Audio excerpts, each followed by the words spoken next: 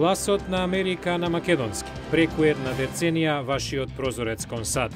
А сега, директно од студиото во Вашингтон, го гледате Newsflash, ТВ журналот на Гласот на Америка на македонски, а со вас во оваа емисија ќе биде Јулија Вилковска. Добро вечер. Откако синоќа председателот Обама го изложи својот план за намалување на владиниот буџетски дефицит, сега на потек е Конгресот да се изјасни за договорот за буџетот постигнат минатата недела по макотрпна политичка битка. А исто така во Конгресот формирана е групација за поддршка на Македонија, соопшти обединетата македонска диаспора од Вашингтон. Започнуваме со најновите вести. Американските законодавци се подготвуваат да гласаат за договорот за буџетот постигнат минатата недела. Представничкиот дом уште денес треба да се изјасни за легислативата што ќе скрати близу 40 милиарди од американскиот буџет. Белата куќа и конгресните лидери на републиканците и демократите со договорот избегнаа привремен прекин на работењето на владата. Мерката се очекува да мине во обата дома на Конгресот, но поголемата битка околу долгорочните трошоци допрва почнува. Американската конгресменка Кендис Милер, републиканка од сојузната држава Мичиган, ја формираше првата досега конгресна групација за поддршка на Македонија и на американците со македонско потекло, соопшти обединетата македонска диаспора со седиште во Вашингтон. Групацијата е составена од членови на Конгресот од обете партии и ќе се залага за одржување и зајакнување на позитивните односи меѓу САД и Република Македонија. Милер е меѓу членовите на Конгресот, така наречени пријатели на Македонија, која поддржуваат аспирацијата на земјата за членство во НАТО. Американската управа за авиација донесе одлука на секој аеродром во САД одсега да има најмалку по 20 контролори за летање за време на ноќната смена. Чекорот уследи по серијата инциденти во кои авионите, поради тоа што контролорите заспале на работното место, мораат да слетаат без дозвола. Гозба за очите. Магазинот People го направи изборот за најубавата жена за 2011 година. Овој пат тоа е гламурозната Дженифер Лопес. 41-годишната актерка пејачка е во брак со пејачот Марк Антони, а неодамна го збогати семејството со близнаци. А во продолжение на Newsflash, американскиот председател Барак Обама го изложи долгорочниот план за намалување на буџетскиот дефицит и националниот долг. Тој побара заедничка пожртвуваност на американците во тешки економски времиња. Што за планот мислат републиканците од следниот прилог. Објаснувајќи го својот план, Обама побара владата да оперира во рамки на финансиската реалност, да го намали буџетскиот дефицит и да го отплати националниот долг од 14 трилиони долари. Долгот толку се зголеми што може тешко да наштетиме на економијата, доколку не ја доведеме фискалната ситуација во ред.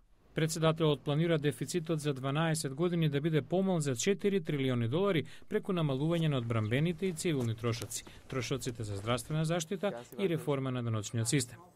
Посебен акцент стави на она што нема намера да го стори. Остро го критикуваше контрабуџетскиот предлог на републиканскиот конгресмен Пол Рајан, што предвидува поголеми скратување на програмите за социјална заштита. Против е републиканското барање за кратење на здравствените програми за сиромашното и постарото население.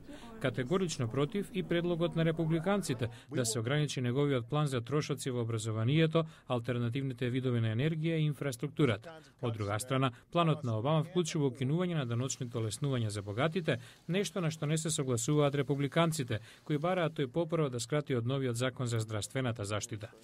Конгресменот Рајан и други републиканци гневно реагираа на критиката од Обама. Не слушнавме фискално лидерство од главниот командант, туку политички напад од главниот водач на кампања. Републиканците веќе отфрлија какво и да е зголемување на даноците. За подсетување тие ги добија минатите конгресни избори, главно поради ветувањето дека ќе ги намалат владините трошоци и даноците.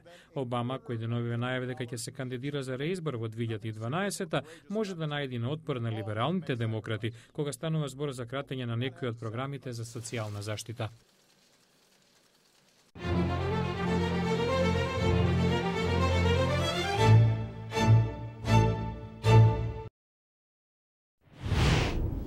Многу земји користат нуклеарна енергија како извор за добивање на електрична. Но силниот земјотрес во Јапонија и хаваријата во нуклеарката Фукушима предизвика загриженост дека без оглед на тоа колку внимателно се изградени нуклеарните објекти, можни се несреќи. Следи првиот од серијата прилози посветени на нуклеарната безбедност. Официјални лица кои ја следат ситуацијата во Фукушима посветуваат посебно внимание на бетонските и метални структури наречени садови за задржување, дизајнирани да спречат излевање на радијацијата. Поранешниот директор за безбедност во Меѓународната агенција за атомска енергија Филип Джаме вели дека тие се од витално значење. The containment vessel are one of the barriers. Тоа се бариери, мора да ја заштитиме животната средина и луѓето од радиоактивност доколку дојде до несреќа.